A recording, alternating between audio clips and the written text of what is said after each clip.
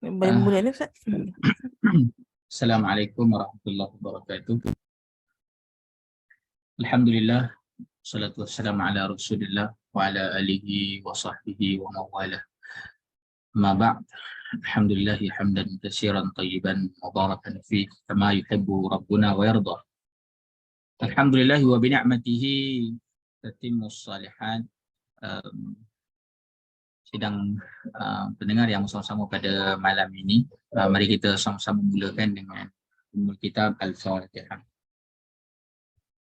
أعوذ بالله من الشيطان الرجيم بسم الله الرحمن الرحيم الحمد لله رب العالمين الرحمن الرحيم مالك يوم الدين إياك نعبد وإياك نستعين اهدنا الصراط المستقيم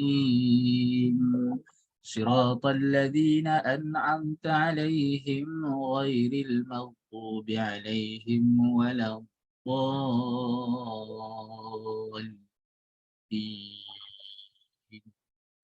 آمين.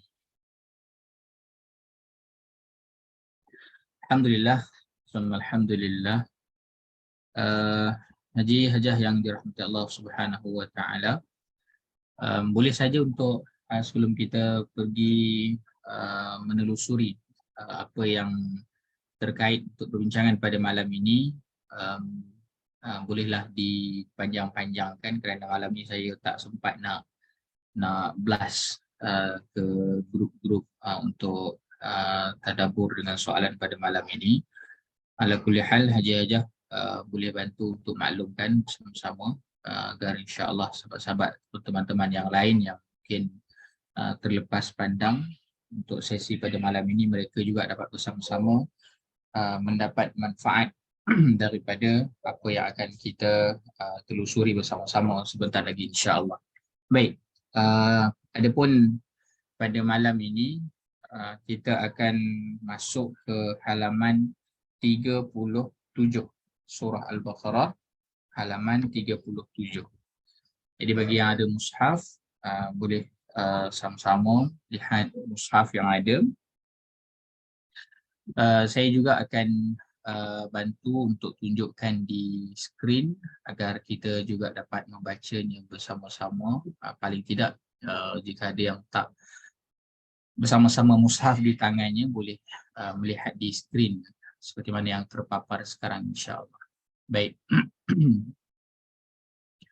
A'udzu billahi minasyaitonir rajim. وإذا طلقتم النساء فبلغن أجلهن فأمسكوهن بمعروف أو سرحوهن بمعروف ولا تمسكوهن ضرارا لتعتدوا ومن يفعل ذلك فقد ظلم نفسه ولا تتخذوا آيات الله هزوا واذكروا نعمة الله عليكم وما أنزل عليكم من الكتاب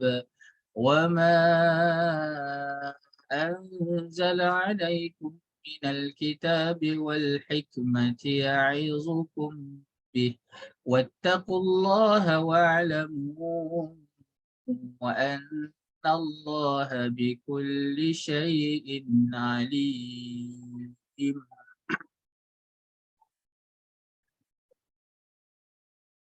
وإذا طلقتم النساء فبلغن أجلهن فلا تعضلوهن أن ينكحن أزواجهن إذا تراضوا بينهم بالمعروف ذلك يوعظ به من كان منكم يؤمن بالله واليوم الآخر ذلكم أزكى لكم وأطهر والله يعلم وأنتم لا تعلمون والوالدات يرضعن أولادهن حولين كاملين لمن أراد أن يتم الرضاعة وعلى المولود له رزقهن وكسوتهن بالمعروف لا تكلف نفس إلا وسعها لا تضار والدة بولدها ولا مولود له بولده وعلى الوارث مثل ذلك فإن أراد فصالا عن تراض منهما وتشاور فلا جناح عليهما وإن أردتم أن تسترضعوا أولادكم فلا جناح عليكم إذا سلمتم ما آتيتم بالمعروف واتقوا الله واعلموا أن الله بما تعملون بصير صدق الله العظيم.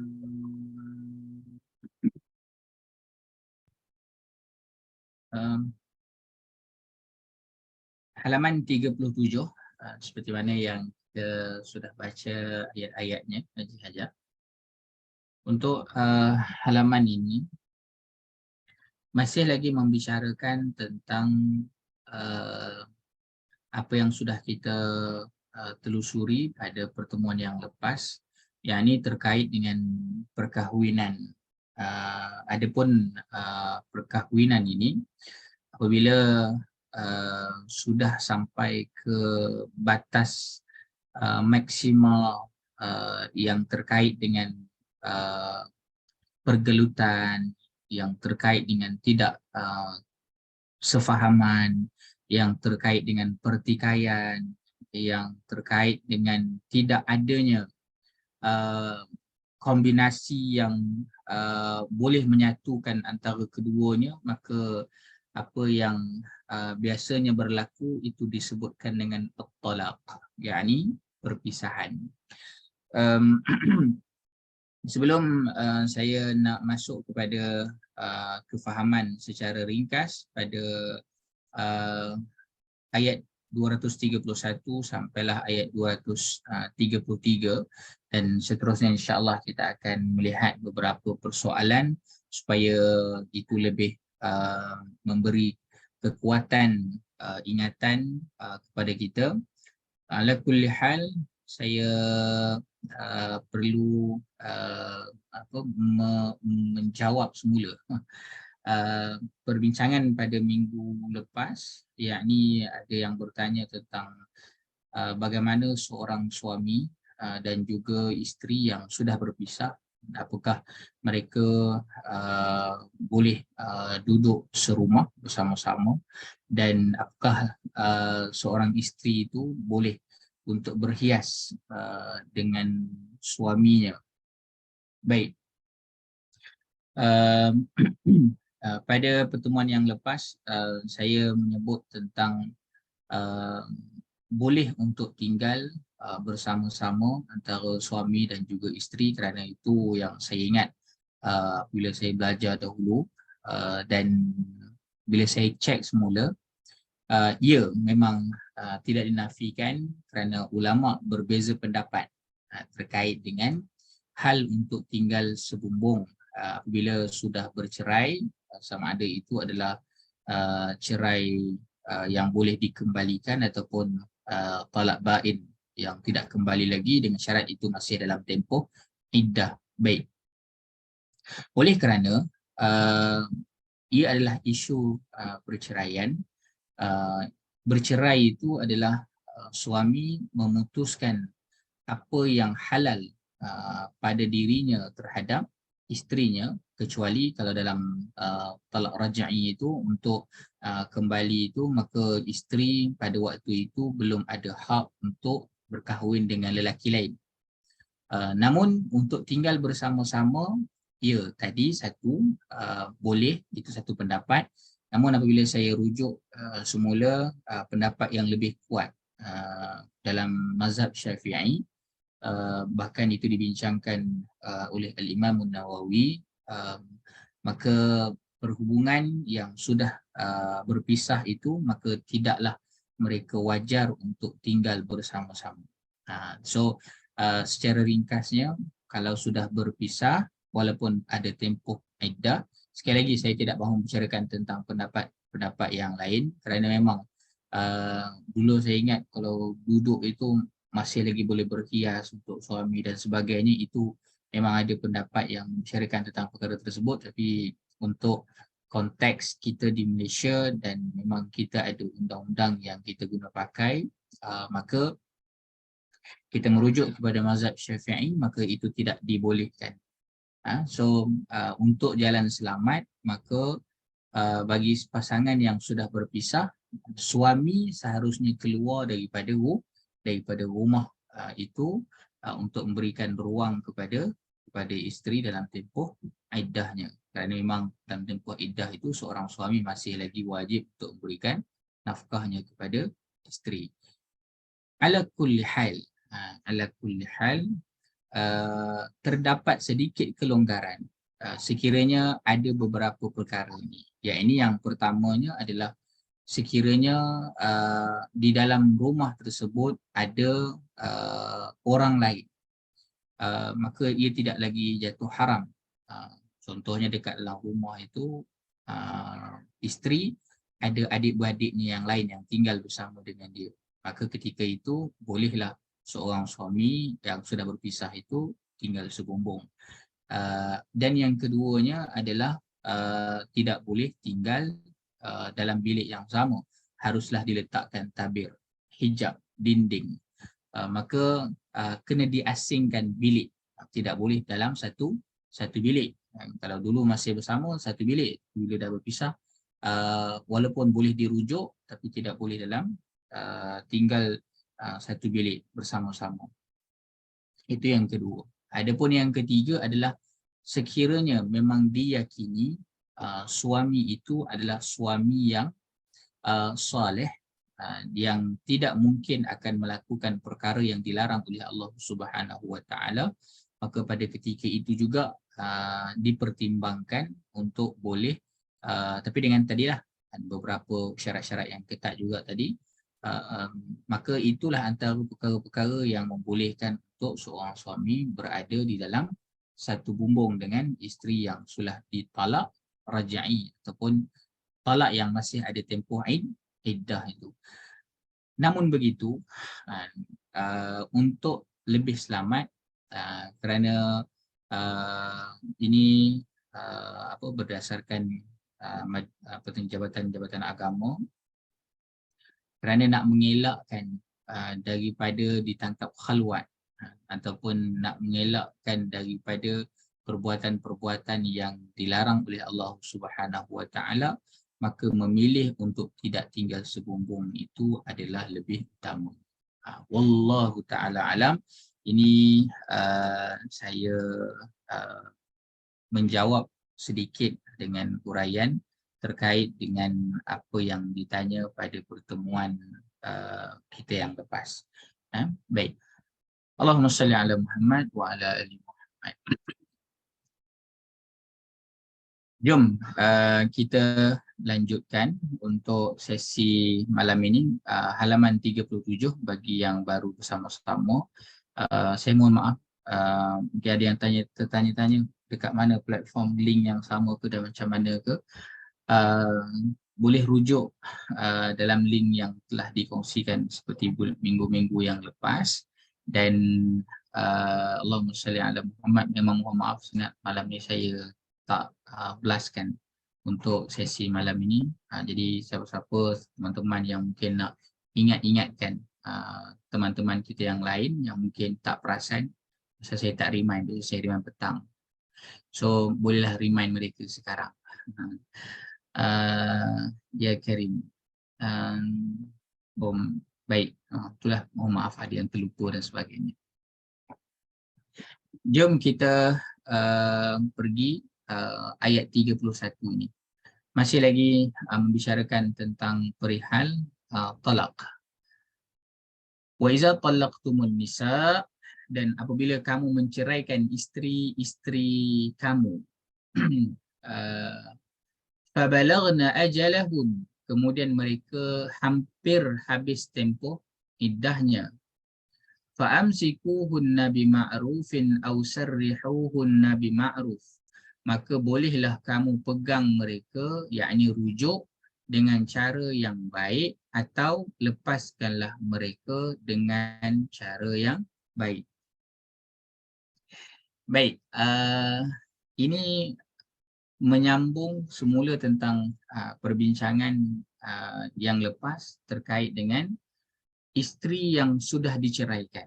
Maka isteri yang sudah diceraikan itu dia ada tempoh iddahnya. Bagi mereka yang dicerai dan boleh kembali, itu namanya talak raja'i. Maka sekiranya boleh untuk dirujuk, maka bolehlah kamu rujuk dengan cara yang baik. Kerana apa? Fa'amsikuhunna bima'ruf. Dekat sini ada persoalan. Mengapakah sampai diberikan fabalagna ajalahun? Kalau kita kata dah sampai dekat final lap, kan, dah nak sampai hujung dah, kenapa dah nak sampai hujung dah pun masih lagi diajak untuk fa'amsikuhunna bima'ruf? Itu yang pertama. Walaupun selepas itu au sarrihuhunna bima'ruf, tapi yang pertama itu adalah fa'amsikuhunna bima'ruf. Betapa agama kita ini mengajar, walaupun kamu pernah berpisah, betapa kita nak jaga sungguh-sungguh, kalau boleh jangan berpisahlah. Kan? Kecualilah kalau memang sudah tidak dapat ditahan lagi, itu bukanlah menjadi satu perkara yang haram, kerana ia satu perkara yang dibenarkan. Walaupun ia dibenarkan, tetapi ketahuilah betapa menjaga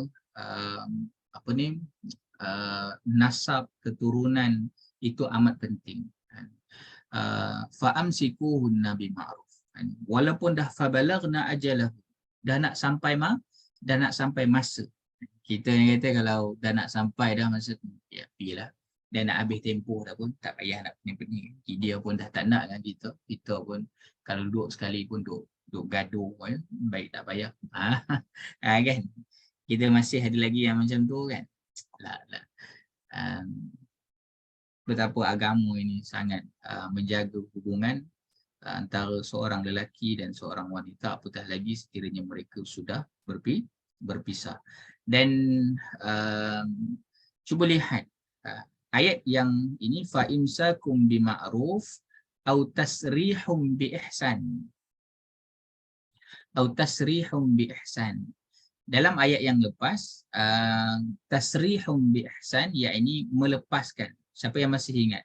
Apabila kita menggunakan perkataan tasrih, apa beza dengan talak? Ada siapa yang masih ingat? Jika diceraikan pula bagi kali yang ketiga, maka perempuan itu tidak halal baginya sesudahnya. Talak yang boleh dirujuk kembali itu hanya 2 kali. Sesudah itu bolehlah ia rujuk dan memegang terus isterinya itu dengan cara yang sepatutnya, bima'ruf au tasrihum bi ihsan, atau melepaskan, yakni menceraikannya dengan cara yang baik. Tasrih au tasrihum bi ihsan.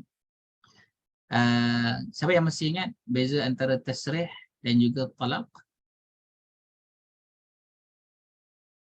Haji Hajah, minggu lepas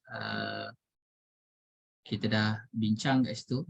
Satu tasrih, ini sarrihu, samalah daripada kata dasar yang sama.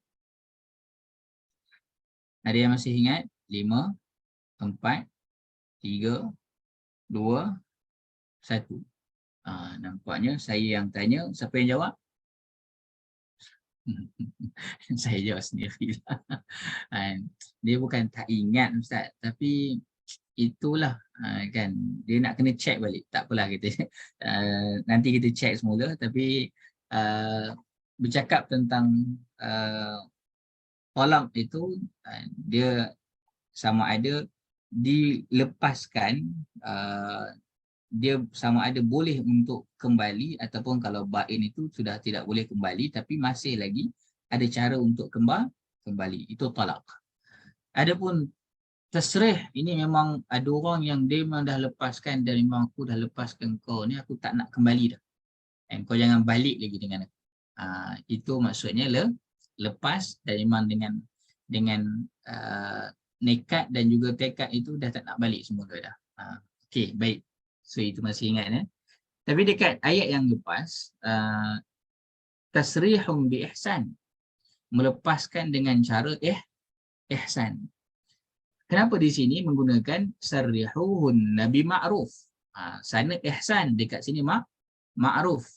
Kita juga tahu bahawa ihsan itu adalah memberi lebih banyak daripada tuntutan dan meminta sedikit daripada haknya. Maksudnya apa? Ini orang kalau dia nak bagi, dia akan bagi yang terbaik. Ini ihsan.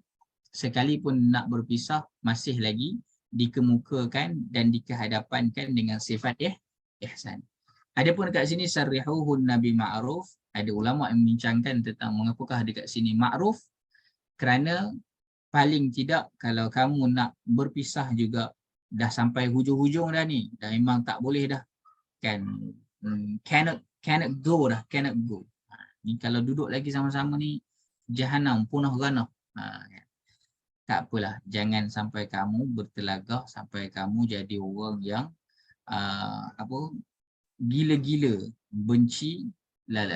Sarrihuhun, lepaskanlah kalau kamu tak nak kembali, bima'ruf, dengan cara yang baik. Betapa dalam hal ini Islam sangat menekankan tentang kendati pun adanya dibenarkan perpisahan, tetapi perhatikanlah supaya ia dilakukan dengan cara yang sebaik mungkin. Okey, baik. Wala tamsikuhunna diraran lita'tadu, dan janganlah kamu pegang mereka, yakni rujuk semula dengan maksud memberi mudarat kerana kamu hendak melakukan kezaliman terhadap mereka. Ada tak? Ada juga. Kan? Dia dah lepas kali pertama. Lepas tu dia rasa cemburu pula dekat pasangan dia tu. Dia kata, okey, tak apa. Kan? Kau nak sangat, jom kita kahwin balik lah. Masa nak kahwin tu, dia biasalah drama bila nak bersama tu dia lain. Kan? Drama masa bermusuh lain. Drama masa bersama tu lain. Macam faham-faham je kan. Tak dapat lagi kerajaan ni. dah. Tak ada kena-mengena Kita sedang bicarakan tentang hubungan suami isteri. Ni tak termasuk dalam bab itu. Baik. Wala tumsikuhunna diraran lita'tadu. Sekiranya kamu nak ambil balik, tolong jangan ada dengan hajat untuk kamu menyakiti isteri kamu.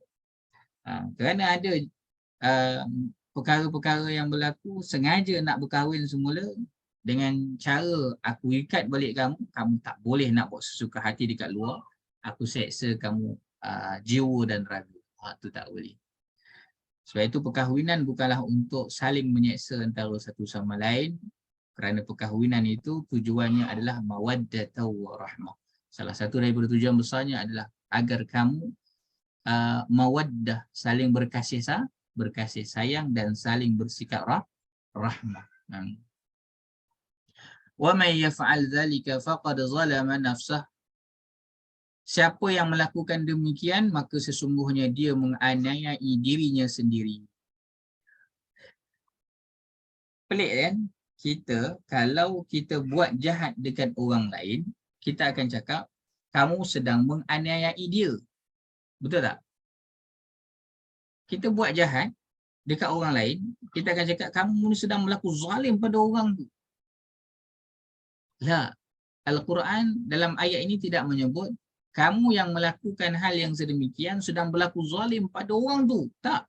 Tapi kamu yang melakukan hal yang sedemikian, kamu nak kahwin semula tu kerana dengan tujuan untuk menyakitkan pasangan kamu, watch out.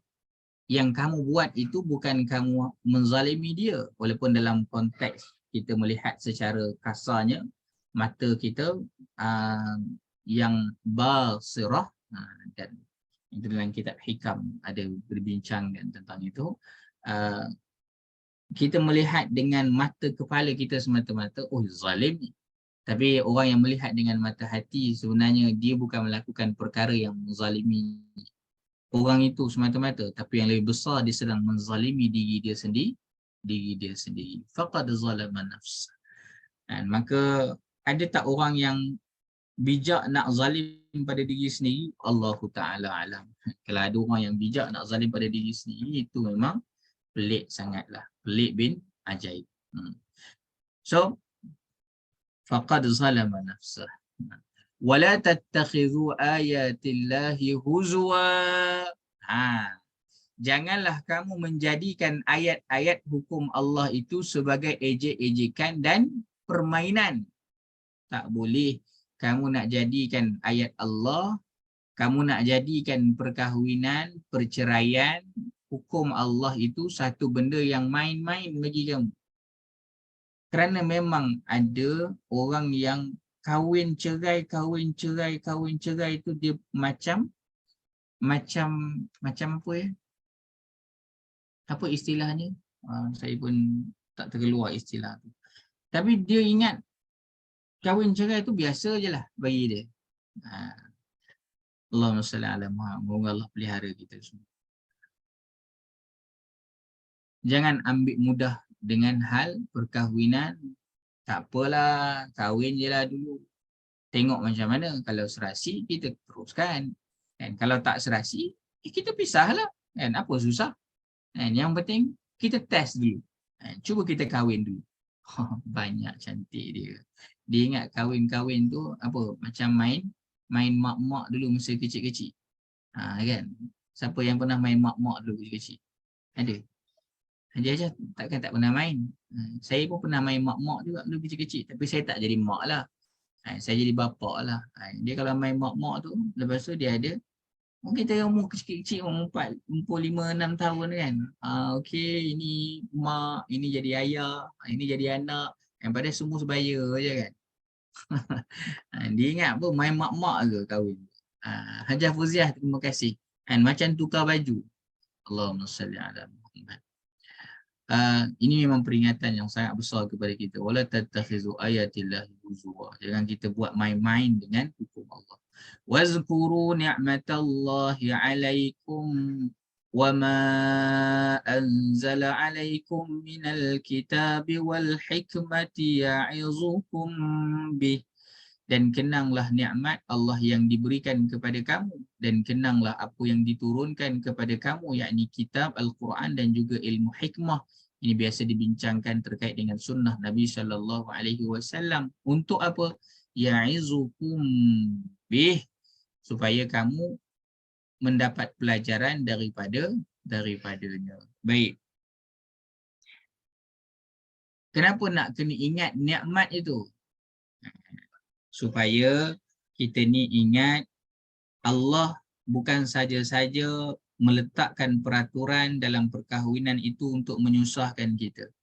Bahkan apa yang ada dalam perkahwinan, apa yang ada dalam ketetapan Allah Subhanahu Wa Taala, Islam dengan ketetapan yang ada itu sebenarnya adalah satu nikmat yang besar kepada kita.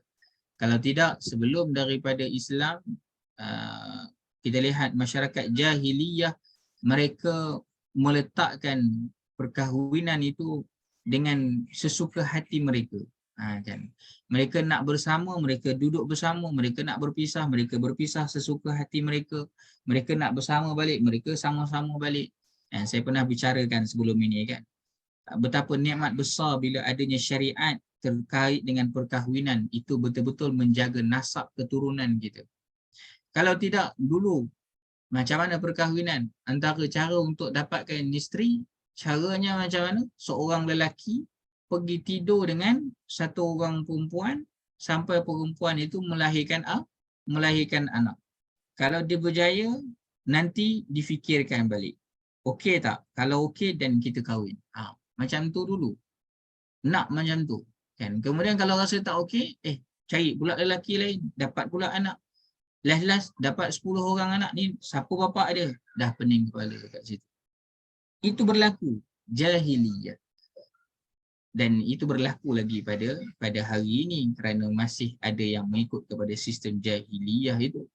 Bahkan dahulu adanya sistem pelacuran.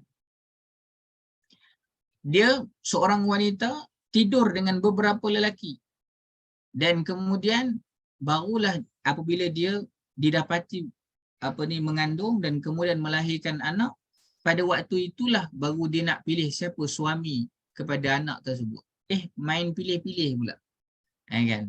Aku rasa ni anak engkau, aku paling suka dengan engkau. Bukan anak tu orang tu. Tak. Dia suka-suka hati je. Sebab itu, kalau kita hidup dalam keadaan yang macam tu, Allahu Ta'ala alam. Saya tak tahu macam mana keadaan kita, betapa huru-haranya kita ni, betapa kucar kacirnya kita ni. Tetapi adanya hukum daripada Allah, wazkuru ni'matallahi alaikum. Maka ingatlah nikmat yang Allah bagi kepada kita ni. Kita ada panduan kitab, kita ada panduan sunnah, maka ikutlah dia. Wattaqullaha wa'lamu annallaha bikulli syai'in alim. Kemudian ayat ini ditutup dengan bertakwalah kepada Allah. Kendati pun perihalnya adalah bercerai. Kan? Tapi dalam bercerai macam tu pun yang Allah seru apa dah? Wattaqullah. Bertakwalah kepada Allah. Ni bukannya bercerai.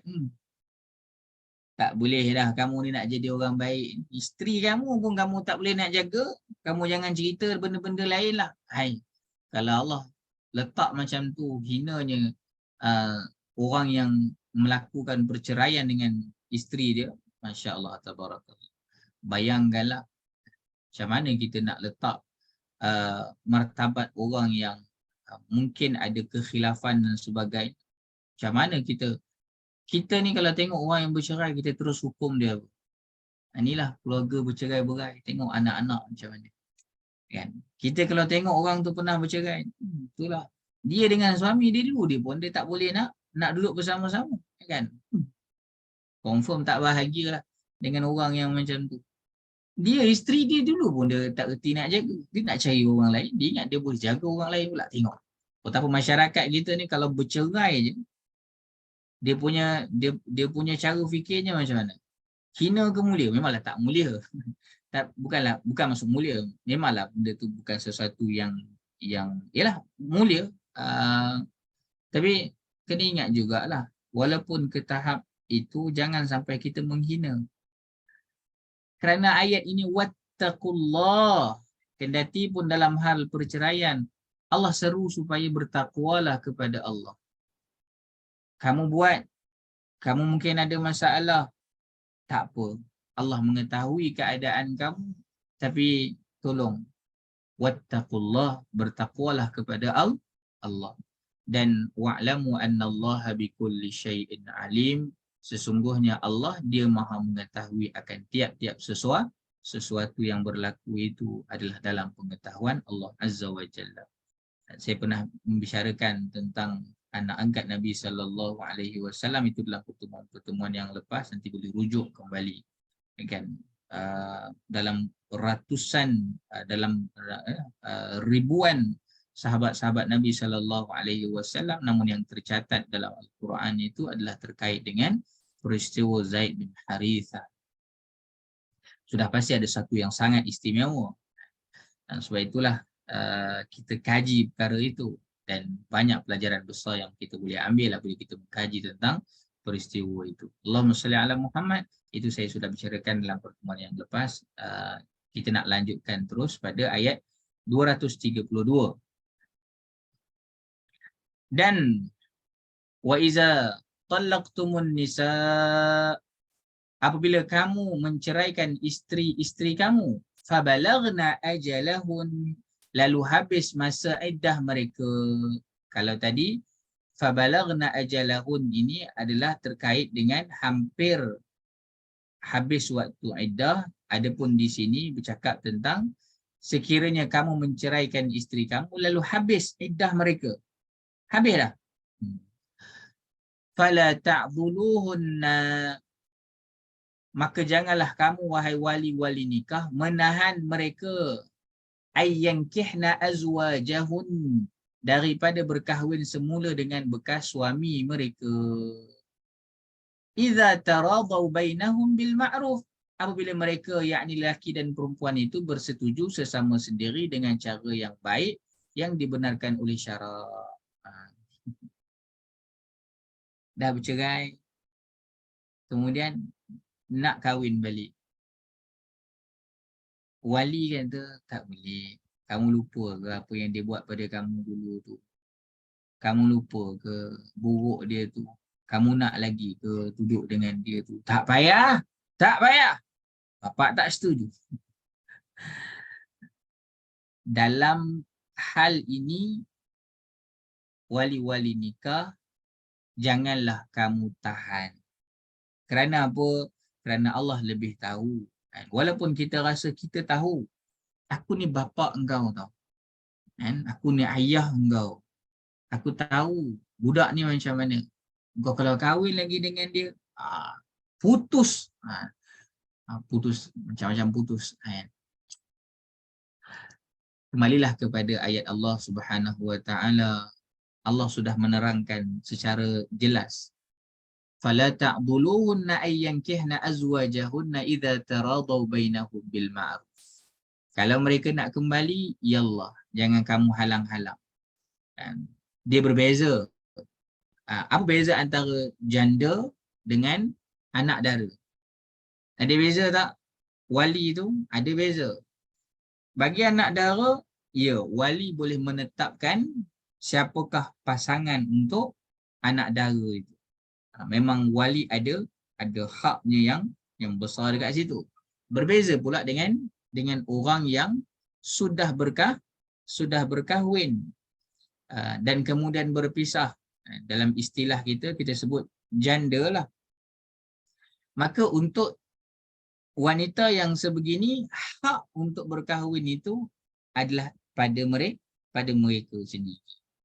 Bukan lagi pemberatnya pada wali.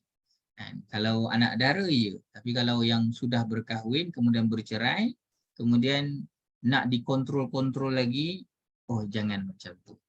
Baik. So kita faham ya benda ni. Allahumma salli ala Muhammad. Zalika yu'azu bihi man kana minkum yu'minu billahi wal yawmil akhir. Demikianlah diberi ingatan dan pengajaran dengan itu kepada sesiapa di antara kamu yang beriman kepada Allah dan hari akhirat. Memang kita ni kalau nak meletakkan emosi dekat depan, Haji Hajar, jahanam kita. Dahlah anak tu bergaduh, mak pak pula campur tangan. Adik-beradik lain pula campur tangan. Ni, yang lain-lain dekat tepi-tepi ni pun campur tangan. Orang tu dah baik dah.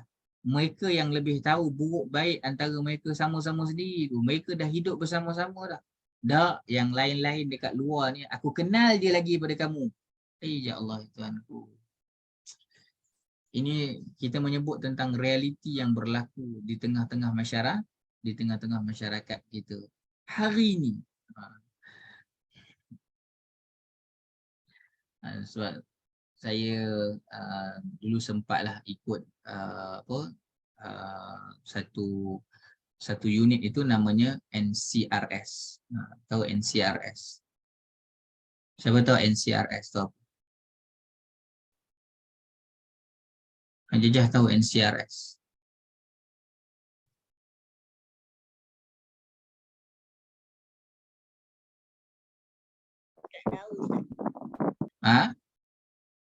Tak tahu.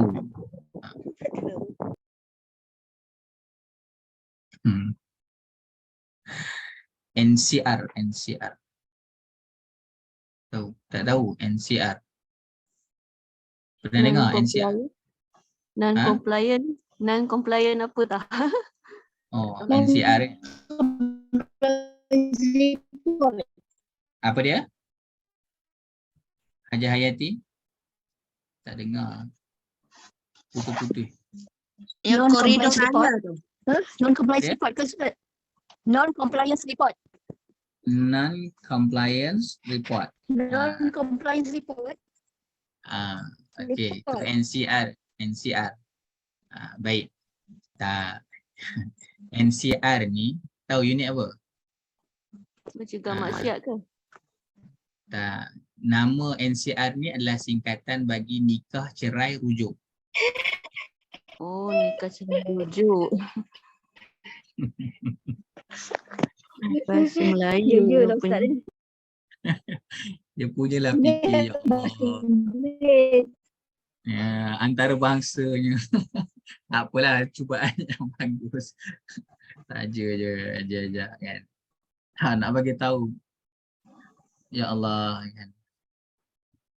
Susah.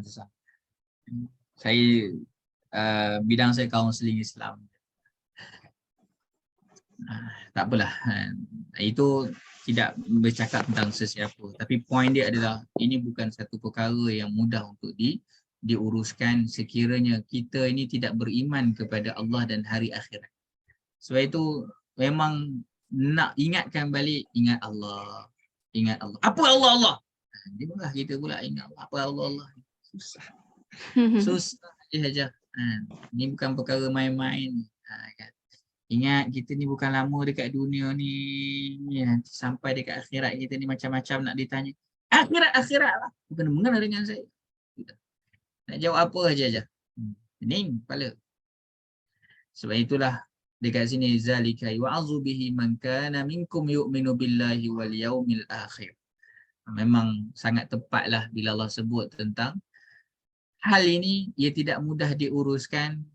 Sebab itulah kena bina betul-betul keimanan kepada Allah dan keyakinan kita akan adanya hari akhir itu. Kita ni kalau tak ingat adanya hari akhir, kita tak ingat adanya Allah, memang kita ni macam-macam kita nak buat ikut suka hati kita. Zalikum azkalakum wa atharu, yang demikian adalah lebih baik bagi kamu dan lebih suci. Seperti mana yang kita sudah bincangkan. Wallahu ya'lamu wa antum la ta'lamun. Kamu ni hamba, kamu tak tahu. Allah yang tahu. Tak mudah lah kan. Tak mudah kan. Wali kita tu dah tengok anak dia bercerai macam tu, nak pertahankan, kau jangan balik dekat dia. Aja tengok cerita Pak Pok Ya Chonchode. Pernah tengok cerita Pok Ya Chonchode? Betul ke tajuk cerita dia? Pok Ya Chonchode. Ada pernah tengok cerita? Pok Ya Chonchode. Tak pernah tengok? Tak ada. Tak pernah tengok. Mungkin tengok tapi dah lupa ceritanya. Dah lupa. Cerita tu cerita arahan Sabri Yunus dan dia sendiri yang berlakon. Saya ikut juga cerita tu pasal jalan ceritanya tu menarik lah.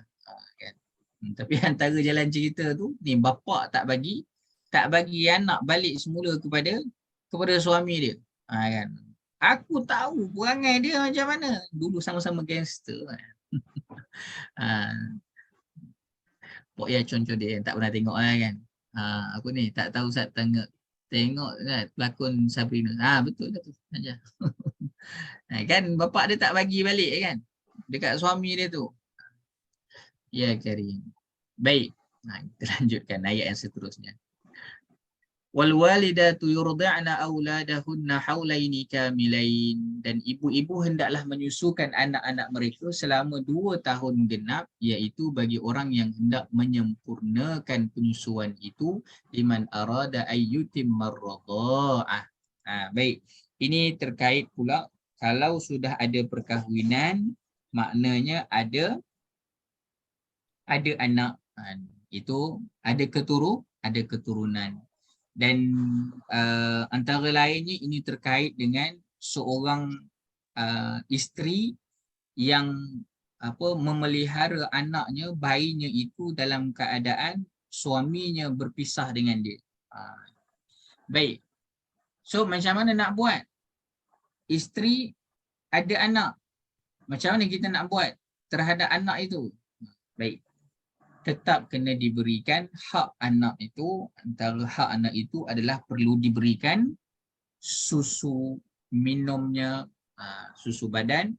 Yang itu selama berapa lama? 2 tahun. Bagi mereka yang mahu menyempurnakan penyusuan itu. Nanti ada yang tanya, Ustaz, kan ada dekat dalam ayat lain itu cakap tentang sampai 30 bulan. Macam mana nak jawab? Aja dekat sini kata 2 tahun aja. Kan? Dalam ayat yang lain sebut sampai 30 bulan. 30 bulan maksudnya berapa lama? 2 tahun. 2 tahun.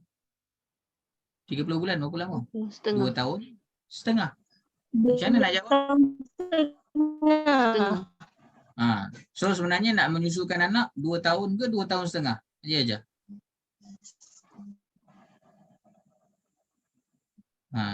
Baik. Ada ulama yang membahaskan tentang hal tersebut dengan mengatakan bahawa yang dimaksudkan dengan 30 bulan itu adalah termasuk tempoh anak di dalam kandungan ibu. Kerana tempoh minimal untuk anak itu keluar dalam keadaan yang sempurna adalah 6 bulan. Kalau dia kurang daripada itu, Allah Ta'ala alam, tapi pengiraan yang kebiasaannya, itu mungkin ada doktor-doktor kat sini tolong betulkan. Tapi yang disebutkan oleh ulama tafsir begitulah. 6 bulan itu tempoh minimal berada di dalam rahim dan kemudian keluar, anak itu disusukan 2 tahun. Maka jadilah 30 bulan. Baik. So bukan 30 bulan itu sampai 2 tahun setengah nak kena susukan anak tu. Kena faham itu 2 tahun bagi mereka yang mahu menyempurnakan susuan itu.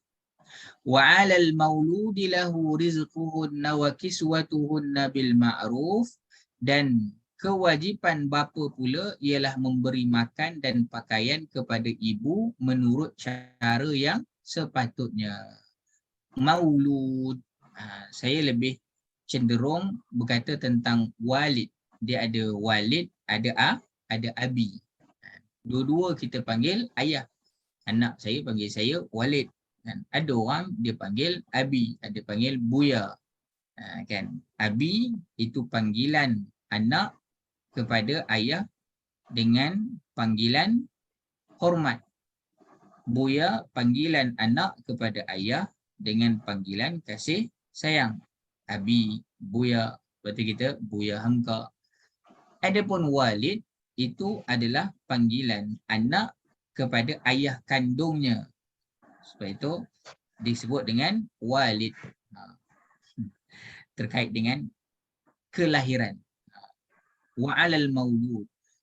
Adapun bagi ayah yang itu adalah anak kandungnya, maka kewajipan baginya adalah untuk memberikan makan dan juga pakaian kepada ibu. Dahlah ibu tu ada anak, kamu ceraikan dia pula. Jangan kamu lupa nak bagi ni bahagian yang sepatutnya kamu kena bagi kepada mereka. Ibu itu. Menurut cara yang sepatutnya. Baik, adapun abi itu ada ulama bahasa yang membahaskan bahawa ia adalah ayah secara dia tidak semestinya ayah kandung.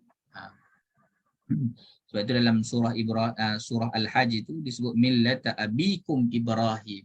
Agama bapa kamu Nabi Ibrahim. Dan adakah Nabi Ibrahim tu ayah kandung kita? Tak, dia secara umum. Maksud yang lebih meluas terkait dengan bapa. Baik. Tu berapa banyak persoalan-persoalan dah Haji dapat malam ni? Sempat catat ke persoalan-persoalan tu? Baik, tak apa. Yang mana sempat catat, catatlah. Yang mana tak sempat catat, nanti tengok balik rakaman. Nanti insya-Allah mungkin dibantu oleh tim Arfish Qiraat insya-Allah. Baik. Kita sambung. Wa 'alal la tukallafu nafsun illa wus'aha, tidaklah diberatkan seseorang melainkan menurut kemampuannya. Jangan pula diberat-beratkan suami itu dia hanya ada sekian sahaja hartanya, kerjanya sekian sahaja. Jangan pula melampau-lampau. Dia kena be fair lah. Kena be fair. Ikut kemampuan.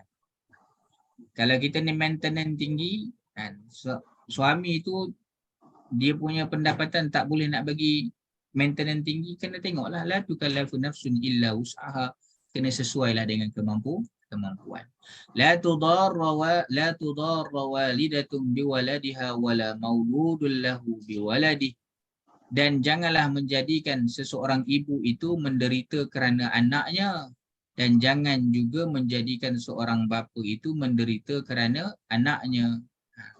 Tak sepatutnya anak itu menyebabkan mak dan juga ayahnya jadi susah. Sebab itu kalau dalam hal penyusuan, kalau tidak dapat sempurna 2 tahun, maka tidaklah menjadi kesalahan untuk kurang daripada 2 tahun. Dia tidaklah menjadi satu dosa pula. Nanti tak cukup 2 tahun tu dosa ke Ustaz? Misalnya suruh 2 tahun ni. Bagi siapa yang nak sempurnakan, sempurnakanlah. Kalau tak mampu nak sempurnakan, ya Allah, kurang daripada itu pun bukanlah menjadi satu dosa. Tetapi janganlah sampai diabaikan terus. Seorang ibu mentang-mentang dah ada bercerai, kau yang menyebabkan aku bercerai dengan bapa engkau. Tak. Aku tak nak tahu langsung pasal kau. Janganlah macam tu. Tak boleh pula. Anak tu diperlakukan macam tu. Kalaupun tak bercerai dalam keadaan yang biasa pun, seorang ibu kena bagi hak anak itu. Kalau boleh nanti kaji balik dalam, saya tidak mahu memanjangkan isu bab penyusuan. Kerana bab penyusuan itu ada banyak kajian-kajian saintifik. Bahkan kalau kita baca tentang kisah Nabi Musa AS, betapa nanti itu akan ada hubungan emosi yang sangat dekat bagi anak yang menyusu dengan ibu kandungnya itu. Allahumma salli ala Muhammad. Baik. Janganlah sampai melebih-lebih pula. Jangan melebih-lebih pula. Dia 2 tahun itu sudah cukup lah. Kalau nak telajak tu pun setakat 3 tahun tu tak apalah.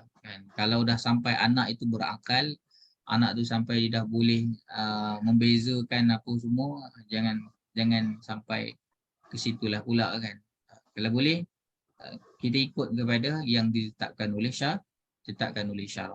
Kerana kalau tidak ditetapkan oleh syarak itu, sudah pasti ada kesan-kesan yang kita tidak tahu apa kesan yang boleh berlaku sekiranya tidak mengikut kepada syarak itu. Baik. Kemudiannya wa 'alal warisi mislu zalik, waris juga menanggung kewajipan yang tersebut jika si bapa tiada. Jangan ingat kalau ayahnya tak ada waris. Ini yang masalah bila berlaku ni. Bila berlaku perceraian, Apa nak sidang? bila berlaku perceraian, si suami tinggalkan anak bini dia. Contohnya kan. Ada tak bapa mentua? Ada. Kan? Ada tak adik-beradik lelaki?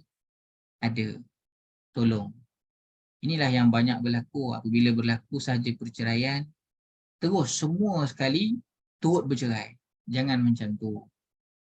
Waris, kalau anak lelaki contohnya tidak mahu mengambil tanggungjawab, maka tolong bertanggungjawab. Tolong jadi seorang atuk yang bertanggungjawab kepada cucunya. tolong jadi kepada adik-beradik lelaki yang bertanggungjawab kepada ahli keluarganya. Sebab itu lelaki Allah lebihkan kedudukan itu kerana tanggungjawabnya besar. فَإِنْ أَرَادَ فِصَالًا أَنْ تَرَاضٍ مِنْهُمَا وَتَشَاوُرٍ فَلَا جُنَاحَ عَلَيْهِمَا. Dan jika kamu hendak beri anak-anak kamu menyusu kepada orang lain, maka tidak ada salahnya bagi kamu. Kelajak. Kemudian jika keduanya suami isteri mahu menghentikan penyusuan itu dengan persetujuan yang telah dicapai oleh mereka sesudah berunding, maka mereka berdua tidaklah salah melakukannya. Tadi kita dah bincang, tidak semestinya sampai 2 tahun lah. Dan kalau ada dah perbincangan, musyawarah, boleh, ya Allah, silakan. Wa in aradtum an tastardi'u auladakum fala junaha 'alaikum iza sallamtum ma ataitum bil ma'ruf. Dan jika kamu hendak beri anak-anak kamu menyusu kepada orang lain, maka tidak ada salahnya bagi kamu apabila kamu serahkan upah yang kamu mahu beri itu dengan cara yang patut. Ini sampai kepada tahap kamu dah tak boleh nak menyusukan anak itu, jangan pula kamu abaikan anak itu. Serahkanlah dia kepada orang lain dan bayar upah. Carikan dia ibu susuan. Dan itu memang dibolehkan. Ya? Kerana ada manfaat yang sangat besar. Sebab itulah diberikan penekanan tentang anak yang menyusu badan. Dengan ibu, kalau tidak dapat dengan ibu, carikanlah dia ibu susuan. Wattaqullah, sekali lagi ayat ini ditutup dengan bertakwalah kepada Allah. Wa'lamu annallaha bima ta'maluna basir. Ketahuilah sesungguhnya Allah sentiasa melihat apa jua yang kamu lakukan. Jangan sampai perpisahan antara kamu dan juga isteri kamu, dan apatah lagi kalau itu nanti ada melibatkan anak, jangan sampai anak itu dizalimi kerana apa yang berlaku di antara kamu. Dalam keadaan biasa, suami isteri yang tidak bercerai dalam keadaan yang harmoni, ya Allah, itu lebih mudah untuk dipraktikkan. Tetapi ini kita bercakap tentang bagaimana keadaan isteri dan juga suami yang tidak bersama-sama. Anak yang biasanya menjadi mangsa. Sebab itu Allah memberikan peringatan tentang hak seorang anak kena bagi kepada anak itu sebaik mungkin, semampu mungkin. Baik. Boleh insya-Allah Haji Hajar? Kita ada kurang lebih 2 jam lagi. Boleh kita sambung? Banyak lagi ni. Tak habis lagi ni. Haji Hajar boleh kita sambung ke? Boleh, Diam je tu macam tak sudi dah tu nak sambung. Tak sudi kita berhenti ni. Allahu Akbar. 2 jam lagi Tak. Setengah jam lagi tak apa. Setengah jam lagi tak apa. Tak. Sikit je lagi insya-Allah. Baik. Kita lihat beberapa persoalan. Kalau tadi kita dah lihat ayat Al-Quran dan kemudian dengan persoalan-persoalan yang ada itu, dan dengan persoalan-persoalan itu siapa yang sempat catat-catatlah. Yang ini kita lihat kepada beberapa persoalan-persoalan yang khusus yang sudah dicatat di sini. Baik. Yang pertama, wala tattakhidhu ayatillahi huzwa, dan janganlah kamu menjadikan ayat-ayat hukum Allah itu sebagai ejekan. Soalan, perbuatan mempermainkan hukum perkahwinan membawa kepada perbuatan mempermainkan hukum talak. Sebab itu jangan main-main. Bermain-main dengan hukum perkahwinan. Itu seumpama mempermainkan hukum talak dan seterusnya mempersendakan hukum syarak. Macam mana ni? Terangkan. Baik, Al-Alusi menyebutkan, berpaling daripadanya dan mengambil ringan penjagaannya. Hendaklah ianya diambil perhatian dengan sungguh-sungguh, diamalkan dan dipelihara dengan sebaiknya. Kerana jangan sampai kita mengambil ringan terhadap hukum-hukum yang ada di dalam perkahwinan ini. Wala tattakhizu ayatillahi huzwa. Apatah lagi kalau kita bercakap tentang sudah adanya perpisahan. Seterusnya, Masih lagi pada ayat yang sama. Apakah hukum mempersendakan agama Allah? Kalau tadi kita cakap tentang jangan kamu main-main dan kena ambil berat perkara tersebut. Serius. Kita kena tahu ni, bab-bab perkahwinan ni kena tahu. Walaupun tak terjadi pada diri kita, tetap kena ambil tahu. Ibn Taymiyah menyebutkan perbuatan mempersendakan agama adalah termasuk dosa besar. Perbuatan mempersendakan adalah dengan memerli atau menyindir, iaitu menjadikan perkataan dan perbuatan yang betul itu sebagai gurauan dan permainan. Sebab itu dalam hal perkahwinan dan juga perceraian itu kamu jangan buat main-main. Kita jangan buat main-main kerana itu mempersendakan hukum Allah dan hukumnya adalah dosa besar. Baik, seterusnya. وَإِذَا طَلَّقْتُمُ النِّسَاءَ فَبَلَغْنَ أَجَلَهُنَّ فَلَا تَعْضُلُوهُنَّ أَن يَنكِحْنَ أَزْوَاجَهُنَّ إِذَا تَرَاضَوْا بَيْنَهُم بِالْمَعْرُوفِ. Ini terkait dengan isteri yang diceraikan kemudian habis iddah mereka, jangan pula wali menahan sekiranya mereka hendak bersama-sama kembali. Soalan, bagaimanakah anda menjadikan ayat ini dalil bahawa wali bagi perempuan merupakan syarat sah nikah? Baik. Wali adalah syarat sah nikah, ya.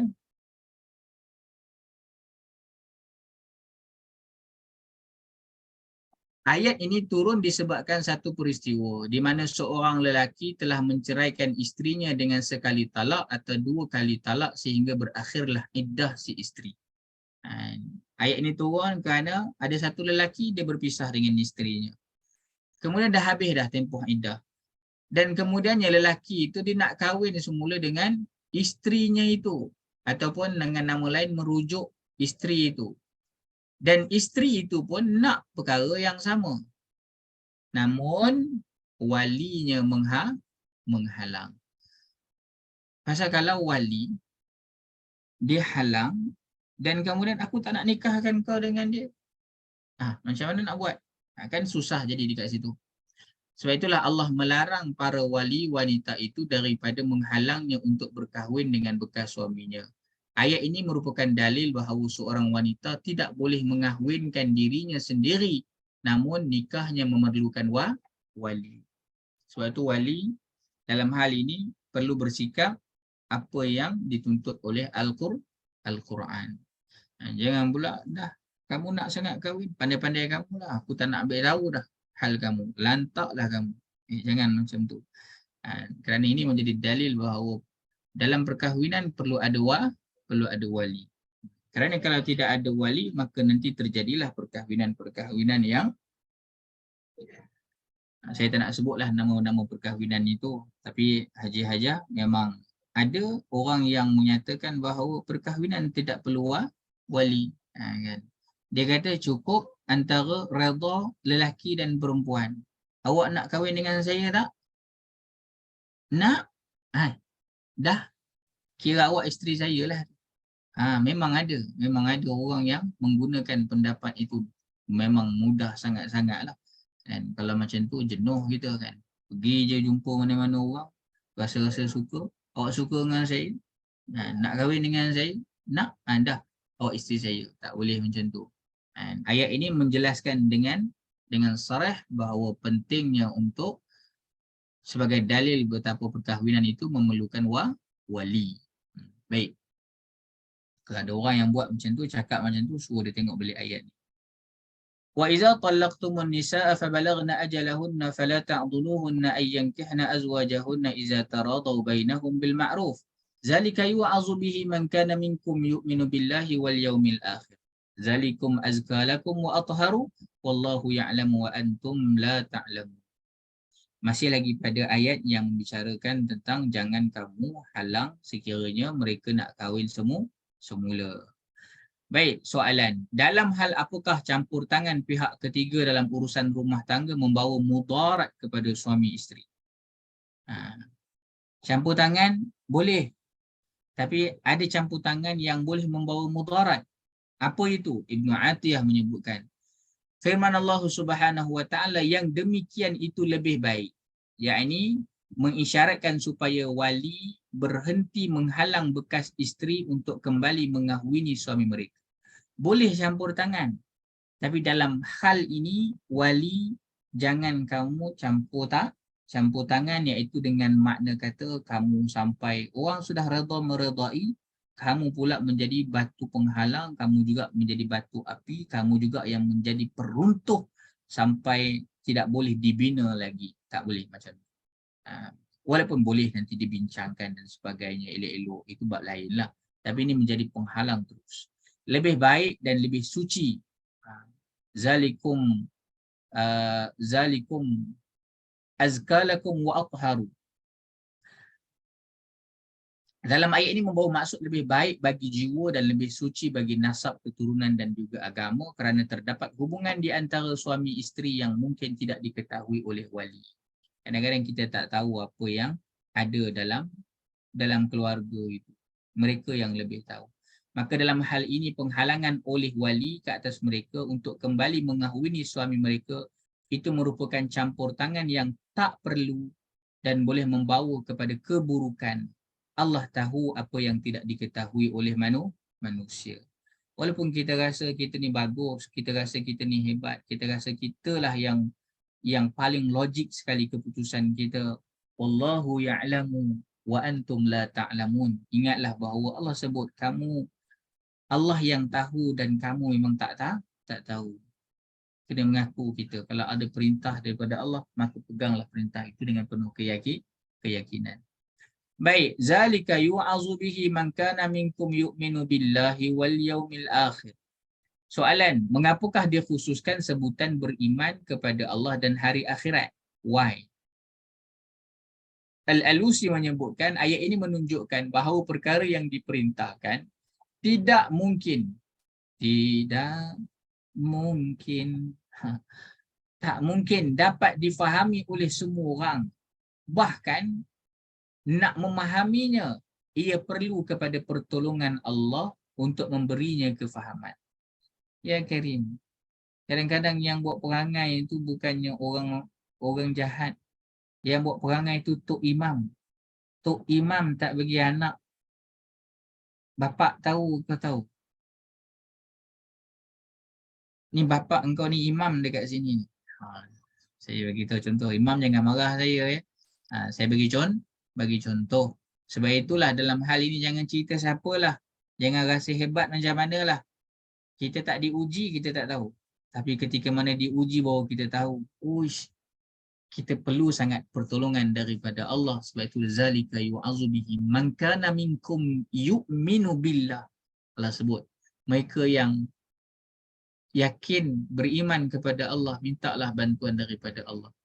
Allah mengkhususkan sebutan iman kepada Allah dan hari akhirat kerana ia lebih dekat untuk menjadi contoh, iaitu mengagungkan Allah dan takutkan hukumnya. Sebab itu hidup kita ni kena belajar untuk bersambung dengan akhirat. Kena belajar untuk bersambung dengan adanya syurga, adanya neraka. Kerana kalau hidup kita ni kita tidak belajar untuk menyambung, kita tak belajar untuk cepat-cepat connect dengan akhirat, connect dengan syurga, connect dengan neraka. Kita baca ayat-ayat Allah ni kita tak rasa apa-apa kan. Kan? Saya selalu bagi contoh bab yang mudah sekali bercakap tentang memberi air, bekalan air itu secara percuma. Antara lainnya dijamin dengan syurga. Betapa Allah menjanjikan juga dengan infak, sedekah misalnya, itu dijanjikan dengan syurga. Kita kalau tak ada connection dengan syurga itu, dengar sahaja, tak ada apa-apa nak rasa. Betapa berbezanya connection antara Saidina Abu Bakar, Saidina Uthman misalnya, ketika mana disebut tentang telaga. Kan, ada telaga yang dikuasai oleh satu orang Yahudi, lalu Nabi kata siapa yang dapat telaga ni maka syurga bagi dia. Maka sahabat ni terus tak ada dah nak ni, beli terus telaga ni. Dan itu ada prosesnya lah pembelian itu. Tapi poin dia beli telaga itu. Dan dicatatkan harga telaga itu 30,000 dirham. Telaga 30,000 dirham. Hari ni 1 dirham berapa? Allah Ta'ala alam. 30,000 dirham itu kalau convert itu mungkin sekitar berapa? 120,000 ringgit kita. Tapi itu tidak menjadi satu perkara yang sukar untuk para sahabat kerana mereka tu connect terus dengan syurga, connect terus dengan akhirat, connect terus dengan Allah. Boleh sebut tentang Allah. Ini janji Allah. Allah tak mungkin tipu saya. Ini Allah yang sebut. Cukup. Allah yang sebut. Saya tidak perlu pegang kepada yang lain-lain. Allah yang berjanji. Maka ini yang kita nak terapkan. Tapi tidaklah mudah. Tidaklah semudah kita bercakap. Tapi poin dia adalah kena bina keyakinan itu. Dan sampai kepada hal perkahwinan dan juga perceraian ini pun Allah sebutkan tentang man kana yu'minu billah wal yaumil akhir. Baik, kita ada 2 lagi persoalan yang terakhir. Wal walidatu yurdi'na auladahunna haulaini kamilain liman arada ayyutimma ar-radha'ah. Ini penyusuan. Genap 2 tahun. Maka berapakah tempoh lengkap penyusuan? Ayat ini menunjukkan tempoh 2 tahun itu adalah tempoh penyusuan yang lengkap. Adapun apa yang selepas itu adalah tambahan makanan. Tapi ada yang tanya tadi kan sampai 5 tahun lebih itu dah sampai tambah sangatlah, tambah sikit-sikit. Kalau setakat 3 tahun, 3 tahun setengah, 4 tahun tu pun dah lama dah tu kan. Tapi poin dia adalah bukan minima, yang nak menyempurnakan maka sempurnakanlah dengan 2 tahun. Sekali lagi dalam bab ini hajah-hajah kajilah. Dari sudut syariat sudah ada. Kisah-kisah yang terdahulu bacalah pun sudah ada. Bahkan kekinian daripada sudut saintifik pun ada. Semua itu hikmah-hikmah yang besar bila Al-Quran menuntut memberitahu kita tentang perkara-perkara ini.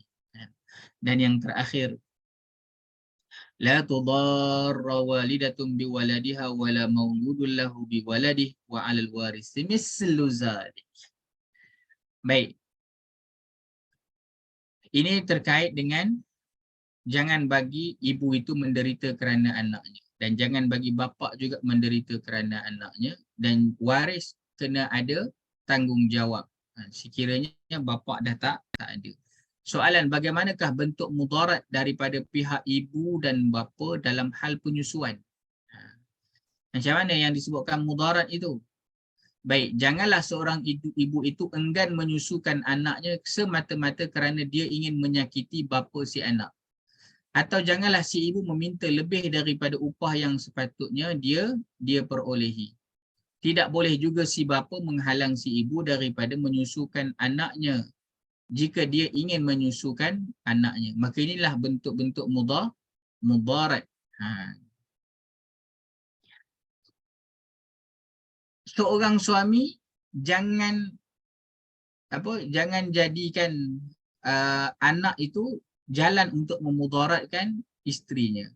Seorang isteri jangan jadikan anaknya itu jalan untuk memudaratkan suaminya. Ini anak awak kan? Takkan awak nak biarkan je anak tu macam tu? Dah tak ada. Awak kena bagi macam ni. Sian kat tok lelaki tu. Yelah, kalau itu berkahwin, sama-sama hidup lagi tak apalah. Nanti kalau dah bercerai, macam-macam dia punya tu kan. Sama juga dengan seorang suami. Tak boleh. Tak boleh awak nak menyusukan dia lagi. Tak boleh. Kan? Sedangkan nanti sakit si ibu tu. Kan? Ya Allah, macam-macam perkara. Jadi jangan menyusahkan. Maka itulah antara beberapa bentuk mudarat dalam hal penyusuan. Seperti mana yang disebutkan oleh Imam Al-Qurtubi. Jadi malam ini kita menelusuri beberapa perkara yang terkait dengan hal-hal perkahwinan. Yang pertamanya terkait dengan perceraian. Dah nak sampai hujung pun Al-Quran masih lagi menyeru kepada perdamaian. Betapa perdamaian adalah satu perkara yang sangat dituntut dalam agama. Itu yang pertama. Yang kedua, sekiranya sudah memang tak mahu, sudah berpisah, sarrihuhunna bima'ruf ataupun tasrihum bi ihsan. Jangan sekali-kali kamu cuba-cuba nak memudaratkan pasangan kamu itu. Dan suami, jom kita kahwin balik, tapi dengan tujuan untuk memudaratkan. La, jangan buat perkara tersebut. Itu yang kedua. Yang ketiga, apa yang dapat kita simpulkan dengan apa yang kita lalui pada malam ini, wali, tolong.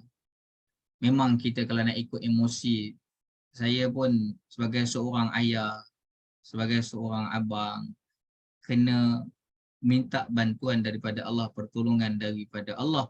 Dan kita tak naklah benda-benda tu berlaku dalam ahli keluarga kita. Tapi banyak hal yang kita memang kena sedar sangat-sangat bahawa kita amat memerlukan bantuan daripada Allah. Jangan rasa kita hebat. Kerana bila kena dekat batang hidung sendiri, belum tentu lagi kita boleh bersabar, belum tentu lagi kita boleh jadi orang yang rasional, belum tentu lagi kita ni jadi orang yang ingat Allah pada masa itu. Kan, ya Karim. Cerita yang ketiga dan yang keempat, apabila berlakunya perceraian, jangan sampai anak menjadi mangsa kepada perceraian itu. Jadilah orang tua yang bertanggungjawab, sekalipun kita tidak ada, bukan kita lah, sekalipun ada pasangan yang mungkin tidak boleh ada kesefahaman lagi, jangan sampai anak menjadi mangsa, kerana banyak sangat kes yang berlaku. Kesian dekat anak-anak yang buat perangainya mak ayah yang jadi mangsanya anak-anak. Maka anak-anak yang macam mana yang kita nak lahirkan? Generasi yang macam mana yang kita nak lahirkan kalau mak ayah pun tak boleh nak kawal diri dia? Itu satu perkara yang seharusnya, ya Allah, peliharalah kami ya Allah, kami tidak mampu ya Allah. Ya Allah, kami ni nak bina generasi saleh ya Allah, bantu kami ya Allah. Ya Allah, saya ni suami ya Allah, kami yang ada di sini ada para suami ya Allah, bantu kami ya Allah jadi para suami yang saleh, yang beriman ya Allah, yang yakin kepada hari akhirat. Bimbing kami ya Allah untuk memimpin anak dan juga isteri kami ya Allah. Ya Allah, ada dalam kalangan kami di sini para isteri ya Allah, jadikan mereka isteri yang salihah ya Allah, jadikan mereka ibu yang baik, yang menyantuni anak-anak mereka ya Allah, jadikan mereka ibu-ibu yang salihah ya Allah. Mudah-mudahan dengan pertemuan kita pada malam ini menjadikan kita lebih faham akan ayat Allah dan menjadikan kita lebih segar, rejuvenate iman kita untuk terus beramal dengan ayat-ayat Allah Azza wa Jalla. Wallahu ta'ala a'lam. InsyaAllah kita berjumpa lagi pada minggu hadapan. InsyaAllah.